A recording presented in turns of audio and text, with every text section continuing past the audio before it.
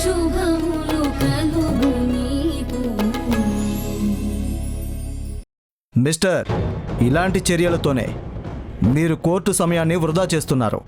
Apology for inconvenience sir. My lord, opposite lawyer గారు కోర్టుకి రాలేదని వాళ్ళు వాయిదా కోరవచ్చు, కానీ అప్పుడు కూడా వాళ్ళ లాయర్ గారు రాకపోతే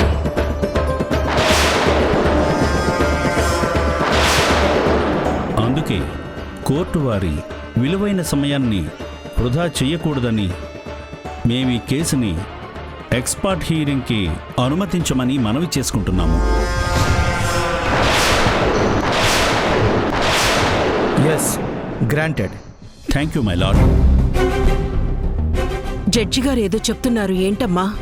ఎక్స్ పార్టీ హీరింగ్ అంటే మన తరపు లాయర్ రాలేదు కాబట్టి వాళ్ళ తరపున లాయర్ గారే మన అందరినీ క్వశ్చన్స్ వేసి సమాధానాలు రాబట్టడం, ఆ సమాధానాల ఆధారంగా కోర్టు ఈ కేసులో ఒక నిర్ణయం తీసుకుంటుంది.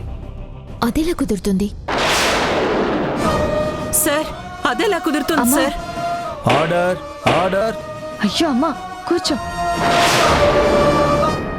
అత్తయ్య గారు, మీరు కంగారు పడకండి. అలా మాట్లాడితే తప్పుగా అర్థం చేసుకుంటుంది కోర్టు. కానీ మన లాయర్ లేకపోతే ఖచ్చితంగా వాళ్ళ లాయర్ సునైనని భయపెట్టైనా నేరం చేశానని ఒప్పించేస్తారు కదా. Mister Chandrakant, proceed this case. Thank you my lord. My lord, ఈ కేసులో ముద్దాయి సునయన స్వతహాగానే నేరపూరితమైన మనస్తత్వం ఉన్న అమ్మాయి.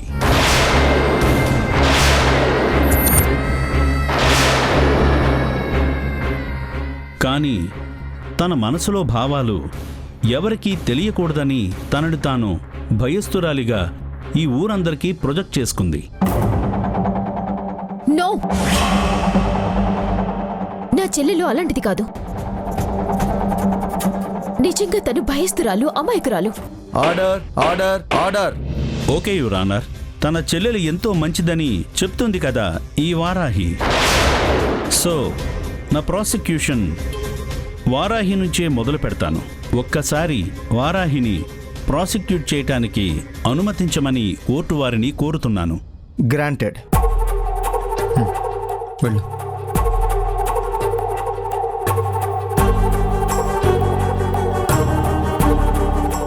నీ పేరేంటమ్మా? వారాహి. నీ చెల్లెలు సునయన ఎలాంటిది?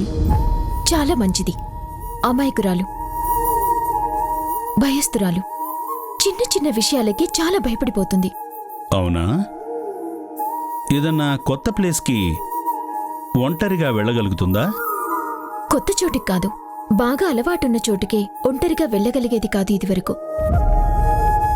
కానీ ఈ మధ్య అలవాటున్న చోట్లకి తనొక్కతే వెళ్ళగలుగుతుంది. మరి అంత భయస్థురాలైన మీ చెల్లెలు ప్రణయ్ దగ్గర జాబ్కి ఎలా వెళ్ళగలిగింది?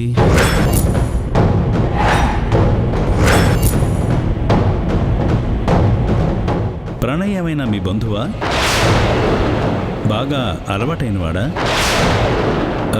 ఐ మీన్ బాగా తెలుసున్నవాడా అని. అతను మాకు బంధువు కాదు. బాగా చిన్నప్పుడు సునైనతో కలిసి చదువుకున్నాడు. మళ్ళీ 10 ఏళ్ల తర్వాత కనిపించి సునైనతో మాట్లాడాడు. తన దగ్గర ఉద్యోగమిచ్చాడు. మీ ఇంట్లో మీ అమ్మగారేవో రూల్స్ రాశారంట కదా? వాటిలో మొదటి రూల్ ఏంటి? అది మగవాళ్ళని నమ్మకూడదు అని. మరి మగవాళ్ళని నమ్మకూడదు అన్న రూల్ పెట్టిన మీ అమ్మగారు మీకు మగవాళ్లతోనే పెళ్లిళ్ళు చేసిందనుకుంటా.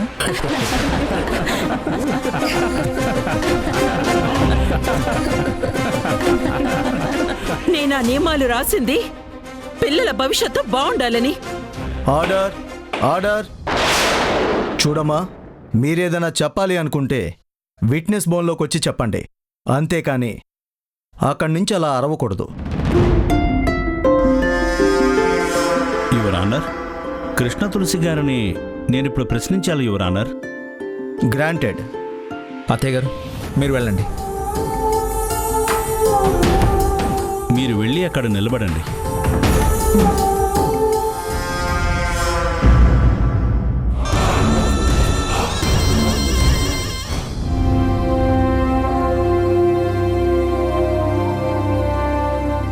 చెప్పండమ్మా, ఆ నియమాల గురించి ఏదో చెప్తున్నారు. నా పిల్లల భవిష్యత్తు బావుండాలని నేను ఆ నియమాలు రాశాను. అందుకోసం మేమందరం వాటిని నిక్కచ్చిగా పాటిస్తున్నాం. అంత నిక్కచ్చిగా పాటించినప్పుడు భయస్థురాలైన మీ మూడో కూతురు సునయనని ఆ ప్రణయ్ దగ్గర జాబ్ చెయ్యమని ఎలా పంపించారు?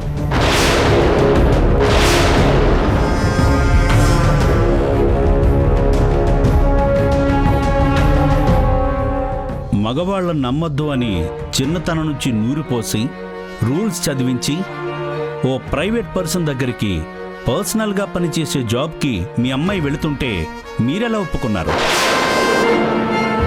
అమ్మా, ఈ కేసు దెబ్బకి ఊరందరూ గొప్పగా చెప్పుకున్న కృష్ణ తులసి రూల్స్ అవి కూడా దెబ్బతినిపోతాయి. ఈ ఊళ్ళో ఉన్న కృష్ణ తులసి బ్రాండ్ ఇమేజ్ కూడా తుడిచిపెట్టుకుపోతుంది.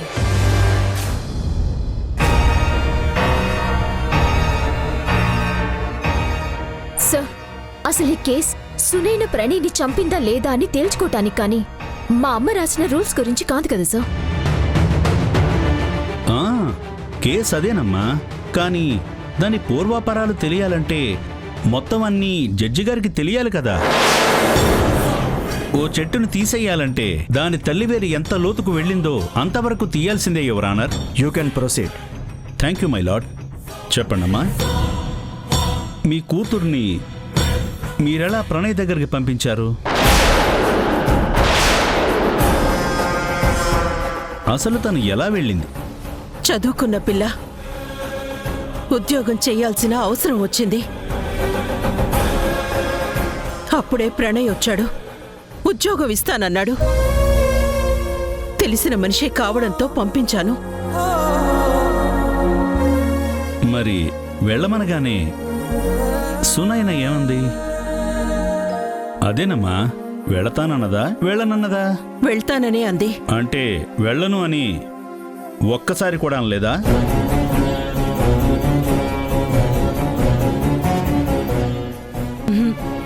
అనలేదు. కాకపోతే కొంచెం భయపడింది. మేమంతా ధైర్యం చెప్పాం. ఓకే, ఇంక మీరు వెళ్ళొచ్చమ్మా. అది యువర్ ఆనర్, సునైన భయస్థరాలయ్యుంటే తను వాళ్ళమ్మగారు చదివించిన రూల్స్ మనసులో పెట్టుకుని ఉండుంటే ఖచ్చితంగా ప్రణయ్ లాంటి ప్రైవేట్ వ్యక్తి దగ్గర జాబ్కి వెళ్ళేది కాదు.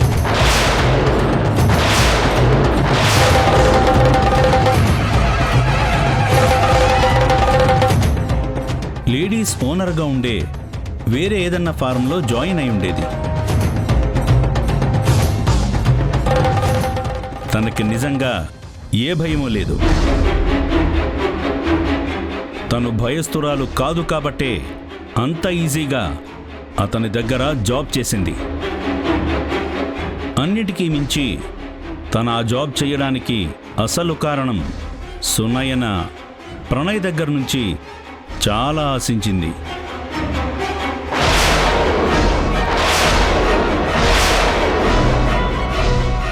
అతని దగ్గర తను ఆశించినంత డబ్బో మరొకటో దొరకలేదు. దాంతో తన క్యారెక్టర్ ఒరిజినాలిటీ బయట ప్రపంచానికి ప్రణయ్ చెప్పేస్తాడేమో అన్న భయంతో వెంటనే ప్రణయ్ మీద మర్డర్ అటెంప్ట్ చేసింది.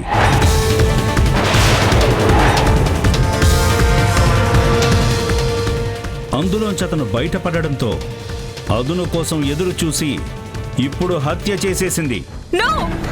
Order, order, order. ఇది కోర్టు అని గుర్తుంచుకోండి. మీ ఇష్టం వచ్చినట్టు అరవకూడదు. సార్ సార్ సార్, అదంతా అబద్ధం సార్. నేను ప్రణయ్ నుంచి ఏది ఆశించలేదు. అతన్ని నేను చంపలేదు. ఓకే ఓకే ఓకే, నువ్వు అతన్ని చంపలేదనే అనుకుందాం. నువ్వు ప్రణయ్ దగ్గర జాబ్కి వెళ్ళినప్పుడు ఫస్ట్ టైం అతని ఆఫీసులో ఏం చూసావు? ఎవరెవరిని కలిశావు? ఆఫీస్లో ఎవ్వరూ లేరు.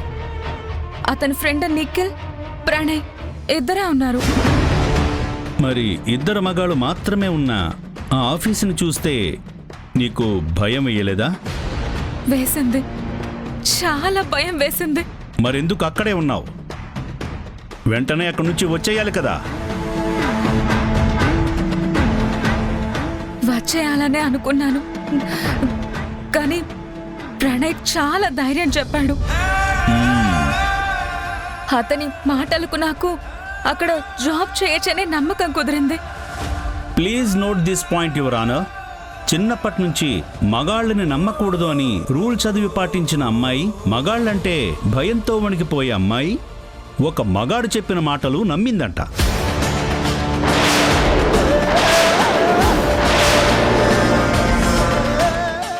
ఓకే, అతని దగ్గర జాబ్లో చేరావు. చేరిన ఎన్ని రోజులకి అతని మీద మర్డర్ అటెంప్ట్ చేశావు?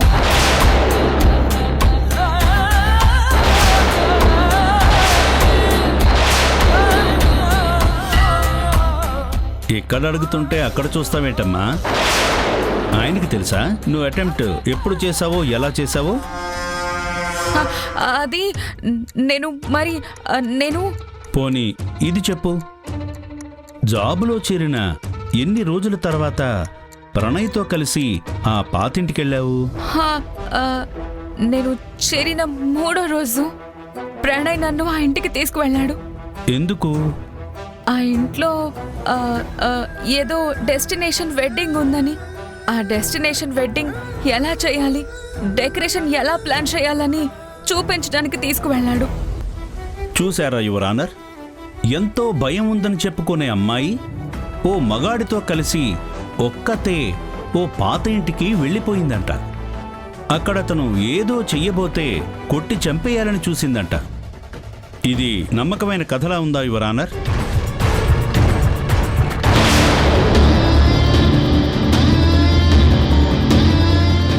అసలు జరిగిందేంటంటే, సునయన ప్రణయ్ దగ్గర చాలా డబ్బుందనుకుంది.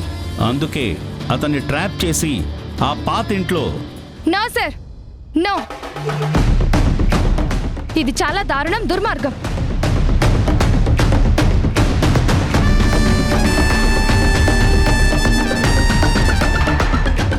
సార్, నా చెల్లెలు డబ్బు కోసం ప్రణయ్ని ఏమీ చెయ్యాలనుకోలేదు. ఓన్లీ అతను మిస్బిహేవ్ చేసినందుకే అతన్ని కొట్టింది. అవునా? అయితే ఓ విషయం చెప్పమ్మా, సునయన అతని దగ్గర జాబ్లో చేరినాటికి మీ ఇంటి పరిస్థితి ఏంటి?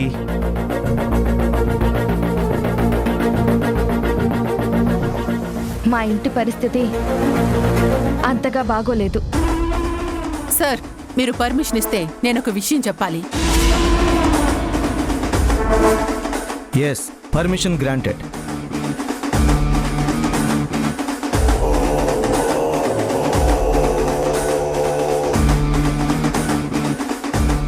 సార్, అప్పుడు కృష్ణ తులసి వాళ్ళు నా దగ్గర 25 లక్షలు అప్పు చేసి అవి నాకు తిరిగి రావాల్సిన పరిస్థితిలో ఉన్నారు.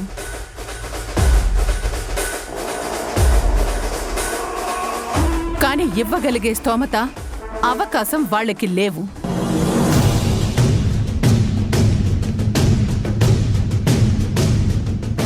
అందుకే యువర్ ఆనర్, వీళ్ళందరూ రకరకాల పనులు చేసి డబ్బు సంపాదించాలని ఫిక్స్ అయిపోయారు. ఆ క్రమంలోనే ప్రణయ్ సునయనకి తారసపడ్డాడు. తన కోరిక ఏంటో ప్రణయ్కి తెలిసిపోవడం వల్ల తనకి తన ఇంట్లో వాళ్ళకి చెడ్డ పేరుస్తుందని భయపడింది సునయన.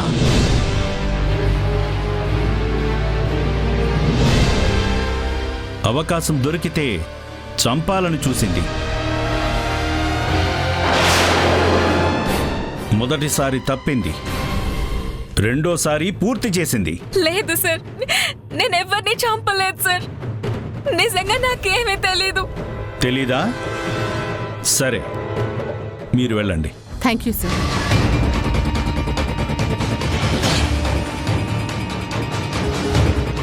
ఈ చెప్పు ఎవరిది? చెప్పు ఎవరిది? నాదే. ఈ ఫోన్ ఎవరిది? ప్రణయ్ది. యువర్ ఆనర్, నేను ఈ కేసు ఇన్వెస్టిగేషన్ చేస్తున్న ఇన్స్పెక్టర్ గారిని విచారించాలని కోరుతున్నాను. Yes, proceed. Thank you my lord.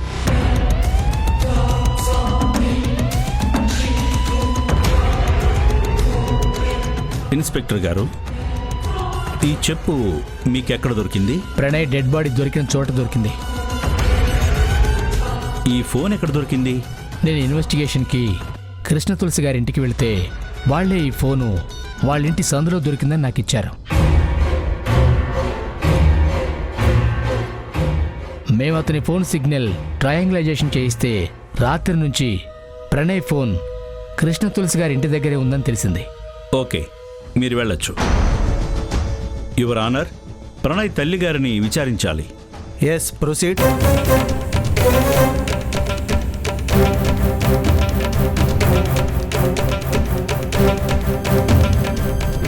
అమ్మా, మీ పేరు? సరోజ. మీ అబ్బాయి పెరోల్ మీద వచ్చి మీతో ఏం మాట్లాడారు? వాడు రావడమే సునైన గురించి మాట్లాడాడు. తనని ఏదైనా చేస్తానన్నాడు, తనంతు చూస్తానన్నాడు. అప్పుడు మీరేమనలేదా? నేను వాణ్ణి బాగా తిట్టాను. తర్వాత నాతో ఏమి చెప్పకుండా బయటికి వెళ్ళిపోయాడు. రాత్రి 10 గంటలకు వాడికి ఫోన్ చేశాను. ఫోన్ ఎత్తలేదు. నాకు కంగారు వచ్చి ఎన్నిసార్లు ఫోన్ చేసినా ఎత్తలేదు. పొద్దున్నే సునైన ఫోన్ ఎత్తింది. నేను తనకి జాగ్రత్తలు చెప్పాను. తర్వాత ఇలా జరిగిపోయింది. మీరింక వెళ్ళొచ్చమ్మా. యువర్ ఆనర్, పెరోల్ మీద ప్రణయ్ బయటకొచ్చాడు. తనని చంపాలని చూసిన సునైన మీద కక్ష కట్టాడు. ఎలాగైనా సునైనని అంతం చేయాలనుకుని వాళ్ళ ఇంటికి వెళ్ళాడు. అక్కడ జరిగిన ఘర్షణలో సునైన చేతుల్లో ప్రాణాలు పోగొట్టుకున్నాడు. Your honour.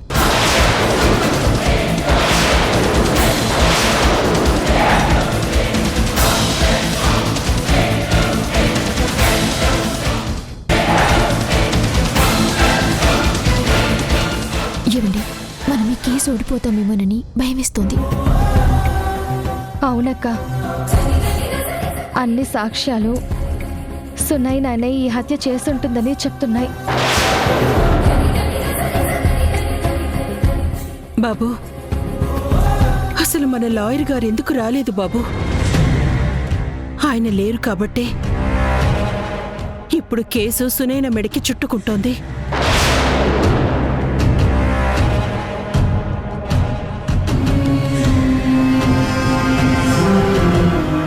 ఒక్కసారి ఆయనకి ఫోన్ చేయి బాబు. ఆయన్ని ఎలాగైనా రమ్మని చెప్పు.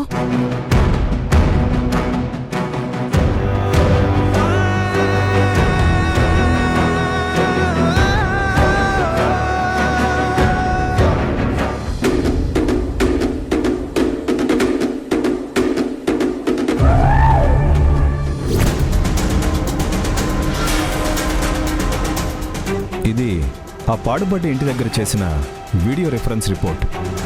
ఇటు ఇవ్వు. Okay sir. సార్, ఇదిగోండి.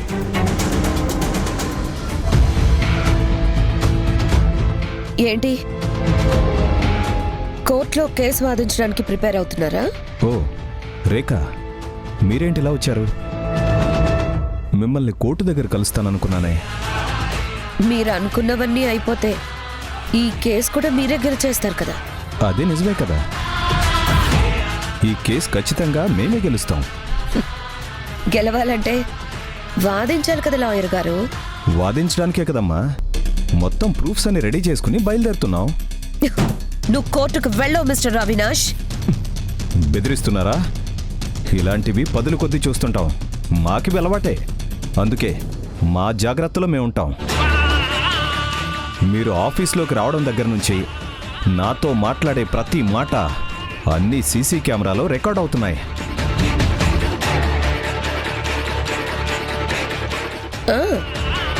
అవును, కెమెరాలున్నాయిగా. అంటే అంతా రికార్డ్ అయిపోతూ ఉందన్నమాట. అంతా నా మనిషి ఎవరన్నా వచ్చినా, రికార్డ్ అవుతుంది, మిమ్మల్ని కొట్టినా, రికార్డ్ అవుతుంది, మిమ్మల్ని చంపేసినా రికార్డ్ అవుతుంది. ఇక్కడ రికార్డ్ అవడమే కాదు, ఇది నా కోలాయర్ ఫోన్ కూడా కనెక్ట్ చేసి ఉంటుంది. ఇప్పుడు నాకేం జరిగినా మొత్తం నేరం మీ మీదకి వస్తుంది. అవునా? అంటే నేనిక్కడ ఏదన్నా పెట్టినా నా నేరం రికార్డ్ అయిపోతుందన్నమాట. నేను ఇక్కడ ఓ పెద్ద సూట్ కేసు తెచ్చిన రికార్డు. ఏం మాట్లాడుతున్నారు? మీ అమ్మాయికి అమెరికా వెళ్ళి డాక్టర్ చదువుకోవాలని కోరిక కదా. పాపం మీకు కూడా అక్కడికి పంపించాలని ఉంది. కానీ దగ్గర దగ్గర ₹1,00,00,000 కావాలనుకుంటు కదా. పాపం ఇప్పటికిప్పుడు ఆ ₹1,00,00,000 ఎక్కడ తేవాలో అర్థం కాక, కూతురు చదువుని ఇష్టాన్ని వద్దనలేక చాలా కష్టపడుతున్నట్టున్నారు. ఇప్పటికిప్పుడు ఆ ₹1,00,00,000 మీ టేబుల్ మీదకి వచ్చేస్తే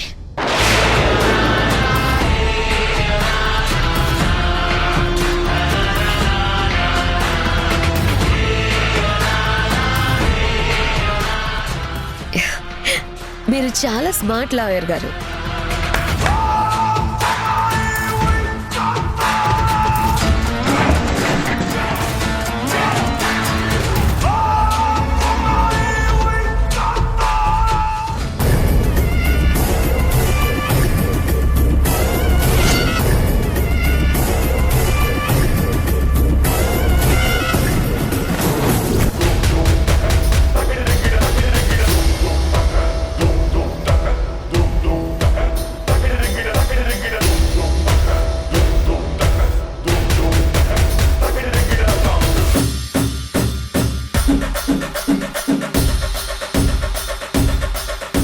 సాక్ష్యాలు, ఆధారాలు అన్నీ సునైనా నేరం చేసిందనే చెప్తున్నాయి.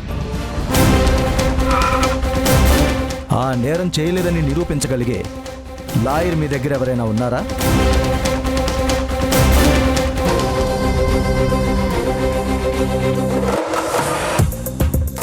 నేనున్నాను యువర్ ఆనర్.